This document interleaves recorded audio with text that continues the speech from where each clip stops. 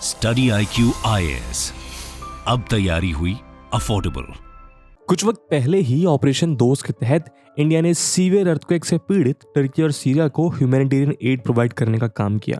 वैसे तो ऐसे हादसे के समय किसी भी रिवॉर्ड की परवाह किए बिना ह्यूमैनिटेरियन एड प्रोवाइड कराना किसी भी स्टेट का फर्ज होता है, लेकिन अब बस दोस्ती के बदले धोखा मिले तब शायद इसे एक्सेप्ट करना मुश्किल हो जाता है। दरअसल जहां एक तरफ टर्की में आई आपदा के समय इंडिया उसकी मदद के लिए सामने आया, वहीं दूसरी तरफ इंडिया के एफर्ट्स के बावजूद कश्मीर इशू पर पाकिस्तान के लिए टर्की का सपोर्ट अब भी जारी है एंड इवन सीवियर भी होता जा रहा है।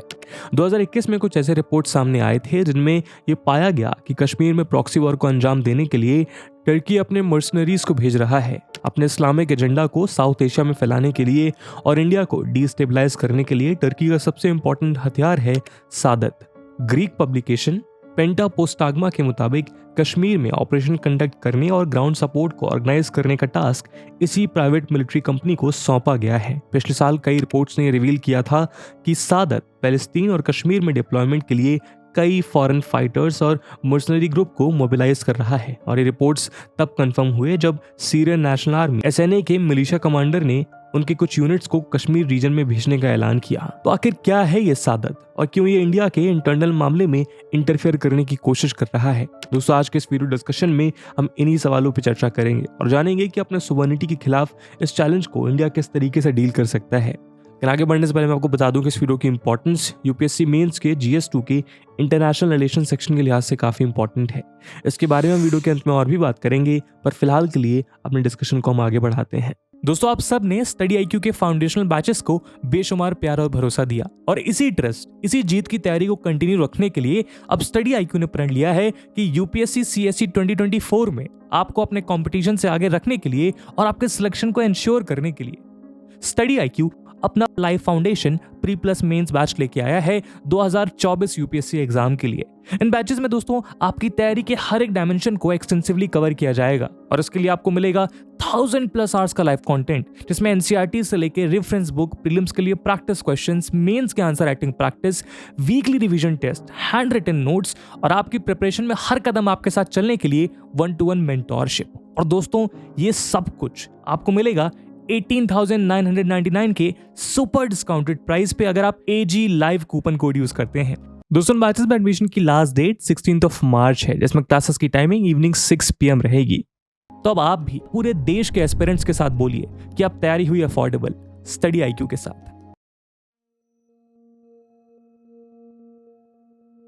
दोस्तों, 2002 में जब ताइप एर्दोगान टर्की के प्राइम मिनिस्टर बने, तब से वो कॉन्स्टिट्यूशनल रेफरेंडम्स और पर्चेस के थ्रू टर्किश इंस्टीट्यूशंस पे अपने डोमिनेंस और कंट्रोल को इंटेंसिफाई करते आए हैं। जब वो सत्ता में आए थे तब टर्किश मिलिट्री सेकुलर आइडल्स की तरफ झुकी हुई थी, लेकिन ये एर्दोगान के इस्लामिक आइडियोलॉजीज के लिए एक ऑब्स्टिकल था। खैर, शुरुआती दिनों में उन्होंने अपने आप को एक डेमोक्रेटिक लीडर की तरह प्रोजेक्ट किया और कंजर्वेटिव और लिबरल ग्रुप्स दोनों के सपोर्ट को एंजॉय करने लगे।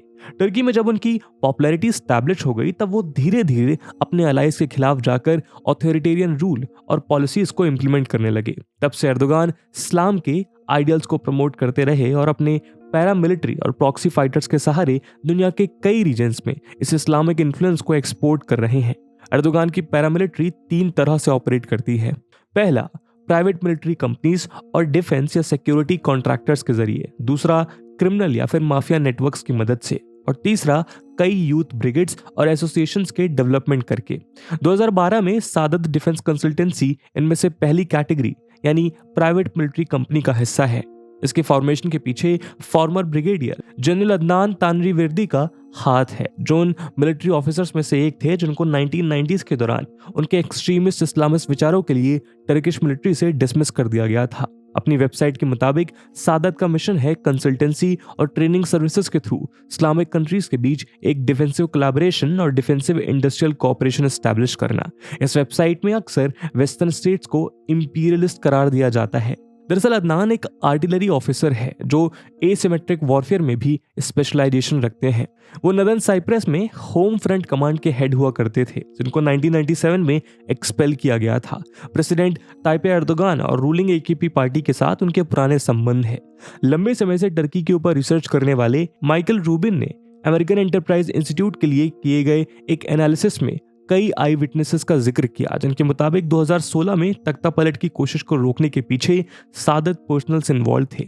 आपकी जानकारी के लिए बता दें कि जुलाई 2016 में टर्किश मिलिट्री ने एर्दोगान की सरकार को सत्ता से हटाने के लिए कई शहरों में कोऑर्डिनेटेड ऑपरेशंस लॉन्च किए थे, लेकिन ये अटेम्प्ट सक्सेसफुल नहीं हो पाए और एर्दोगान अपनी कुर्सी संभालने में कामयाब हो गए। उन्होंने इस इवेंट के बाद टर्किश आर्म्ड फोर्सेस को अपने हिसाब से रीमेक करना शुरू कर दिया। इस प्रोसेस में उन हजारों अफसरों को वापस लाया गया जिनको उनके इस्लामिस्ट कन्विक्शंस के लिए निकाला गया था। इसी दौरान अदनान को प्रेसिडेंट का चीफ मिलिट्री एडवाइजर के तौर पे अपॉइंट किया गया।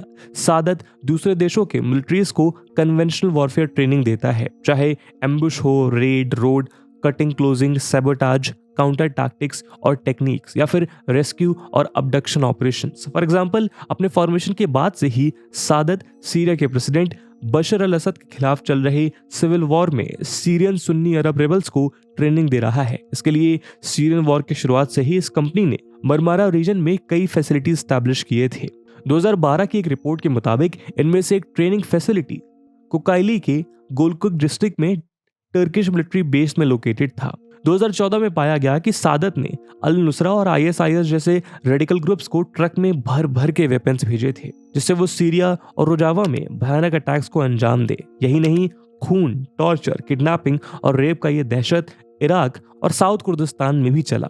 सादत द्वारा सप्लाइड वेपन्स और weapons of mass destruction Kurd population के खिलाफ इस्तेमाल किए गए।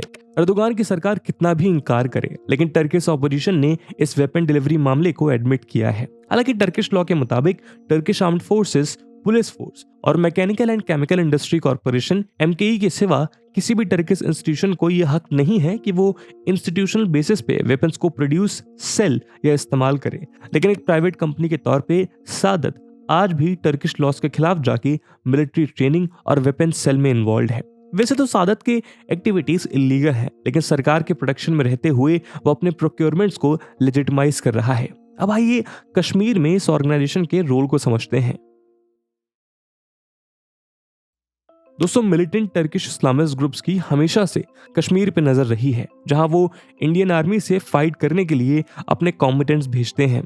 उनमें से कुछ फाइटिंग्स में मारे गए, दूसरे जिहाद के नाम पे लड़ने के लिए बोस्निया, चेचन्या, इथियोपिया, अफगानिस्तान या फिर पाकिस्तान चले गए। पिछले कुछ सालों में इनमें से कई मिलिशियाज ऐसे कई जिहादिस्ट ग्रुप ज्वाइन कर चुके हैं जिनका संबंध अल कायदा और ISIS के साथ है। इंडियन आर्मी के खिलाफ लड़ने वाला सबसे प्रोमिनेंट टर्किश जिहादिस्ट था उस्मान ओस्टुर। वो जून 4, 1997 को कश्मीर पहुंचा और 11 जुलाई 1997 को हिजबुल मुजाहिदीन के लिए लड़ते हुए मारा गया। हिजबुल मुजाहिदीन एक रेडिकल और सेपरेटिस्ट ऑर्गेनाइजेशन है जो यूरोपियन यूनियन, इंडिया, कनाडा और US के टेररिस्ट लिस्ट में शामिल है। अपनी मौत के बाद ओस्टुर टर्किश जिहादिस्ट के लिए एक मिसाल बन गया, जो उसे एक हीरो और शहीद से कम नहीं समझते थे।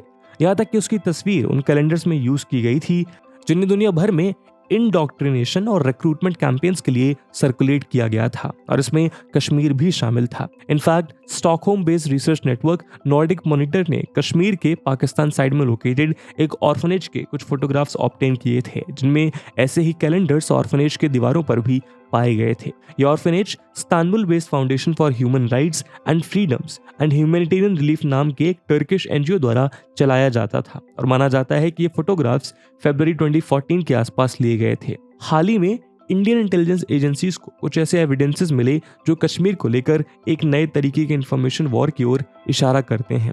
इन एजेंसीज का मानना है कि कश्मीर में पाकिस्तानी प्रोपेगेंडा के लिए टर्की एक लॉन्च पैड बन चुका है, क्योंकि वो सऊदी अरेबिया और फिलिया फोरम कंट्रीज के खिलाफ टर्की के लार्जर एम्बिशंस को सूट करता है।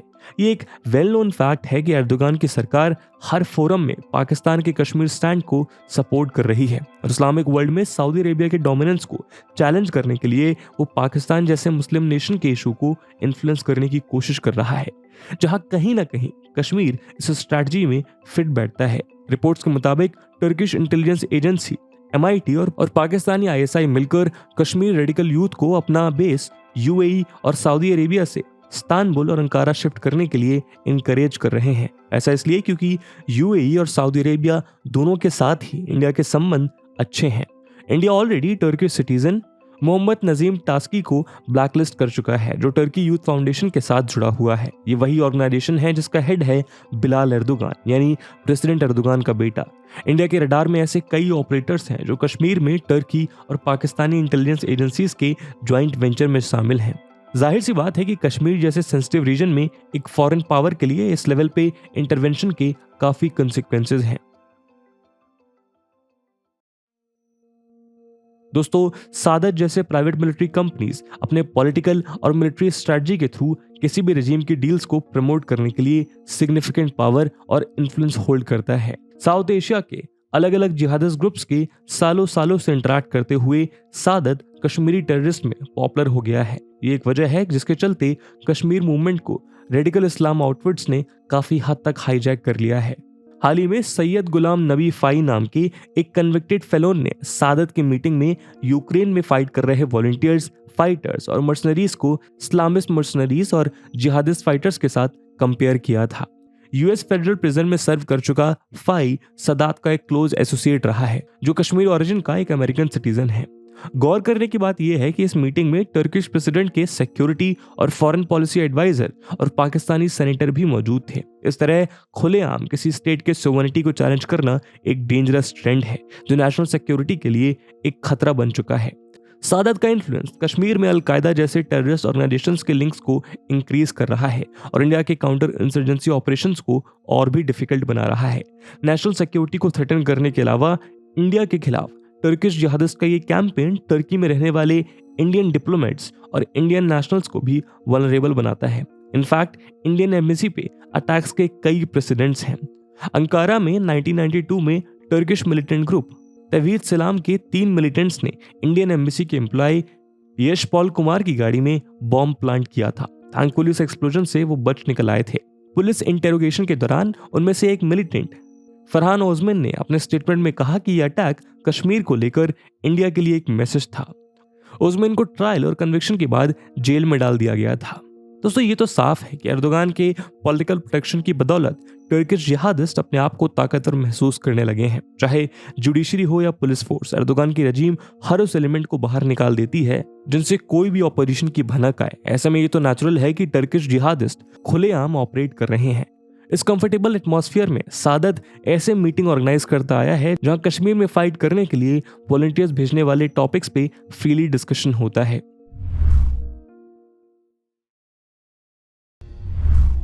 दोस्तों, 2019 में इंडिया ने जब आर्टिकल 370 को एब्रोगेट करते हुए कश्मीर को फेडरल रूल के अंडर इंक्लूड किया था, तब पाकिस्तान ने इस मूव का कड़ा विरोध किया और टर्की और मलेशिया जैसे कंट्रीज के साथ इंडिया को इसे रिवोक करने के कॉल्स इशू करने लगा। लेकिन इंडिया भी चुप नहीं बैठा। करंट एडमिनिस्ट्रेशन ने जम्मू एंड कश्मीर में इंटरफेयर करने के लिए मलेशिया से पाम ऑयल एक्सपोर्ट्स पे लिमिटेशन लगा दी है और अब टर्की के इंपोर्ट्स भी कट करने का प्लान किया जा रहा है। हाल ही में United Nations general assembly UNGA session में इंडिया ने टर्की और ऑर्गेनाइजेशन ऑफ इस्लामिक कोऑपरेशन को करारा जवाब दिया जब वो जम्मू एंड कश्मीर मुद्दे को लेकर सवाल करने लगा। और ये तब हो रहा था जब इंडिया अपने दोस्त ऑपरेशन को सक्सेसफुली कंडक्ट कर चुका था। एर्दोगान ने अपने स्टेटमेंट में कहा कि साउथ एशिया के पीस और स्टेबिलिटी के लिए कश्मीर आज भी एक बर्निंग इशू है। उन्होंने ये भी कहा कि इशू को डायलॉग के थ्रू ही सॉल्व किया जा सकता है। इसके जवाब में UN में इंडिया के पार्लियामेंट रिप्रेजेंटेटिव्स TS तिरुमूर्ति ने कहा कि टर्की को इंडिया के इंटरनल मैटर्स में ऐसे अनसॉलिसिटेटेड कमेंट्स नहीं करने चाहिए, क्योंकि ऐसे कमेंट्स किसी भी नेशन की सोवरेनिटी को डीपली हर्ट करते हैं। पिछले 1 साल में पाकिस्तान के क्लोज अलाई टर्की ने कई इंटरनेशनल प्लेटफॉर्म्स में जम्मू और कश्मीर के इशू को उठाया है, लेकिन हर बार इंडिया ने उसे याद दिलाया है कि ये उसका इंटरनल मैटर है, इस पर टर्की का इंटरफेरेंस अनएक्सेप्टेबल है। कुछ ही हफ्ते पहले ह्यूमन राइट्स काउंसिल के 46th सेशन में भी इंडिया ने पाकिस्तान और टर्की को कश्मीर पे उनके कमेंट्स के लिए स्ट्रांगली अटैक किया। इससे पहले भी टर्की ने इंडिया के इंटरनल मैटर में दखलंदाजी करने की कोशिश की है। फरवरी 2020 में पाकिस्तानी पार्लियामेंट के जॉइंट सेशन को एड्रेस करते हुए एर्दोगान ने कश्मीर में पाकिस्तानी स्टैंड को सपोर्ट किया था। इसके रिस्पॉन्स में इंडिया ने तुरंत टर्किश एम्बेसडर को समन करते हुए एक डिप्लोमेटिक प्रोटेस्ट लॉन्च किया और ये चेतावनी दी कि एर्दोगान के रिमार्क्स उनके बायलैटरल टाइज को सीवियरली हैम्पर कर सकते हैं। इंटरनेशनल फोरम्स में पाकिस्तान और टर्की को काउंटर करने के अलावा भी इंडिया डिप्लोमेटिकली उनके खिलाफ कई पॉलिसीज अडॉप्ट कर रहा है। जैसे अर्मीनिया और ग्रीस के साथ अपने टाइज को स्ट्रेंथन करना। एक्सपर्ट्स के मुताबिक न्यू दिल्ली को पाकिस्तान, अजरबैजान और तुर्की के नेक्सस को रेजिस्ट कर रहे सेंट्रल एशियन स्टेट अर्मीनिया को और भी ओपनली सपोर्ट करना चाहिए। वैसे तो अर्मीनिया के साथ तुर्की का कोई डायरेक्ट कॉन्फ्लिक्ट नहीं है, लेकिन वो अर्मीनियन जेनोसाइड का बोझ कैरी करता है, जिसके चलते इन दोनों देशों में बायलैटरल टाइज कभी नॉर्मल नहीं हो पाए हैं। ऊपर से अंकारा फेलो टर्क और क्लोज अलाई अजरबैजान को सपोर्ट करता है। ऑयल और गैस रिसोर्सेज से रिच अजरबैजान अपने पड़ोसी मुल्क अर्मीनिया के साथ नगोर्नो कराबाख के डिस्प्यूटेड टेरिटरी को लेकर कॉन्फ्लिक्ट में है। 1991 में अजरबैजान के इंडिपेंडेंस के बाद पाकिस्तान भी उसके साथ क्लोज एंगेजमेंट मेंटेन करता आया है और इसके लिए भी तुर्की जिम्मेदार है। ये दो देश आज स्ट्रेटेजिक पार्टनर्स हैं और लगभग 2014 से पाकिस्तान अजरबैजान को डिफेंस मटेरियल सप्लाई कर रहा है। तुर्की की तरह पाकिस्तान ने भी अर्मीनिया के साथ डिप्लोमेटिक रिलेशन स्टैब्लिश करने से मना कर दिया है। उधर इंडिया ने अर्मीनिया के साथ पहली डिफेंस डील साइन की, जिसके तहत वो अर्मीनिया को DRDO द्वारा developed Swathi weapon locating radars sell करेगा, जिसकी कीमत लगभग $40 मिलियन है। साउथ कॉकेसस में स्थित ये लैंडलॉक देश एक स्ट्रेटेजिक जियोपॉलिटिकल लोकेशन ऑक्यूपाई करता है, क्योंकि ये रशिया, तुर्की, ईरान और अजरबैजान से घिरा हुआ है। यही नहीं, अर्मीनिया अनइक्विवोकली कश्मीर पे इंडियन पोजीशन को सपोर्ट करता है। स्वाति वेपन सर्च रडार के अलावा इंडिया अर्मीनिया को Pinaka multi barrel rocket system और ट्रक बोर्न हॉविट्जर्स भी सप्लाई कर रहा है। आने वाले समय में इन डिफेंस ट्रांसफर्स में और भी लीथल वेपन्स इंक्लूड किए जा सकते हैं। इंडिया और अर्मीनिया के बीच ये आर्म्स डील तेजी से बढ़ रही है। इन दोनों देशों ने $155 मिलियन वर्थ ऑफ गन्स का कॉन्ट्रैक्ट भी साइन किया है। एक्सपर्ट्स का मानना है कि अजरबैजान के ऑब्जेक्शन के बावजूद अर्मीनिया के लिए ये इंडिया के डिफेंस असिस्टेंस को दर्शाता है। इनफैक्ट इंडिया मेड पिनाका के लिए अर्मीनिया पहला इंटरनेशनल कस्टमर बना, जहां एक तरफ तुर्की अजरबैजान को डेडली वेपन सप्लाई करता है, वहीं दूसरी तरफ अर्मीनिया के साथ खड़े होकर इंडिया भी अपने डिफेंस टाइज को प्रायोरिटाइज कर रहा है। साथ ही वो ग्रीस के साथ अपने टाइज को भी स्ट्रेंथन कर रहा है। ग्रीस के साथ तुर्की का लॉन्ग स्टैंडिंग डिस्प्यूट है, जिसकी वजह से दोनों के आर्मीज अक्सर एक दूसरे से भिड़ जाते हैं। एक्सपर्ट्स के मुताबिक इंडो ग्रीस फ्रेंडशिप तुर्की के लिए एक टेंशन का कारण बन सकती है। ऑलरेडी ग्रीस इंडिया के साथ एक सिक्योरिटी अलायंस की मांग कर रहा है, ताकि वो पाकिस्तान और तुर्की की फ्रेंडशिप को काउंटर कर सके। रशिया से S-400 सिस्टम खरीदने के बाद तुर्की ने ग्रीस के लिए एक कंसर्न पैदा कर दिया है। इसके जवाब में ग्रीस ने फ्रांस से राफेल फाइटर जेट्स एक्वायर किए और ये फाइटर जेट्स इंडिया भी यूज करता है। ग्रीस के साथ इंडिया S-400 के साथ अपने एक्सपीरियंसेस शेयर कर सकता है, ताकि ग्रीस टर्किश थ्रेट के साथ डील कर सके।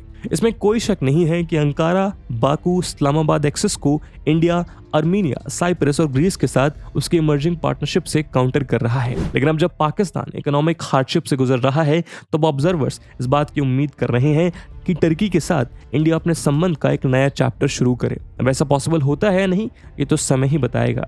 लेकिन तब तक के लिए इंडिया तुर्की से आने वाले खतरे के लिए अपने गार्ड्स डाउन नहीं कर सकता है। दोस्तों, इस मुद्दे पे आपका क्या ओपिनियन है, कमेंट सेक्शन में जरूर बताइएगा। और जैसा हमने वीडियो के पहले भाग में बताया कि इस वीडियो की इंपॉर्टेंस यूपीएससी मेंस के लिहाज से काफ़ी ज़्यादा है, और उसी इंपॉर्टेंस को देखते हुए एक सवाल हम आपके लिए छोड़कर जा रहे हैं, जिसको आपको कमेंट सेक्शन में आंसर करना है। And the question is, discuss India's diplomatic weapons against Turkish intervention in Kashmir. And with this question my friends, that's it for the video. I hope आपको वीडियो पसंद आई होगी, और अगर पसंद आई है तो अपने दोस्तों के साथ शेयर करना मत भूलिएगा। हम मिलते हैं अगले वीडियो में, तब तक के लिए जय हिंद, जय भारत।